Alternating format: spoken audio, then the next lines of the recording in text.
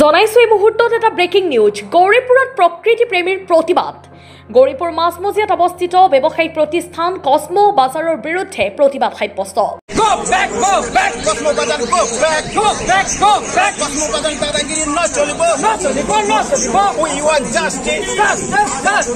Cosmo বাজাৰ প্ৰতিষ্ঠানখন বন্ধ কৰাৰ দাবীত ধুবুৰী জিলা কেপিপিয়ে প্ৰতিবাদ সাব্যস্ত কৰে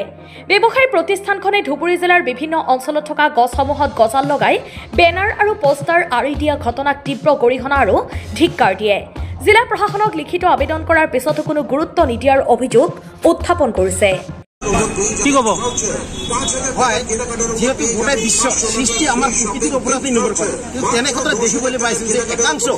ব্যক্তিগত ব্যবসায়িক প্রতিষ্ঠান আর ব্যক্তিগত শিক্ষা অনুষ্ঠানে যিদরে গজালে গছ উঠে গছত সিহঁতে বিজ্ঞাপন করে ওলমাই থৈ প্রকৃতির উপরে যিদরে অত্যাচার কৰি আছে সে আমি যিকৃষ্ণ মানব জাতি হিসেবে খুবই লজ্জিত এই বিষয়ে আমি প্রায় 2 বছর মান আগতে জিলা প্রশাসন বিভাগে অভিযোগ কিন্তু অভিযোগ দিয়ার পিছত জিলা প্রশাসন কোনো পদক্ষেপ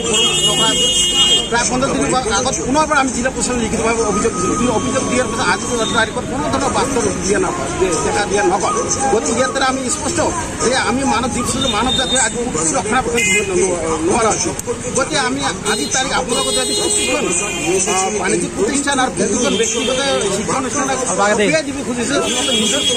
বিজ্ঞাপন হ'ব অতি সোনকালে ৰাজ্য স্থানত থকা গছবোৰৰ পৰা আঁতৰাই আনক অন্যথা এনেকুৱা আন্দোলন প্ৰতিখন শিক্ষা অনুষ্ঠানৰ ব্যক্তি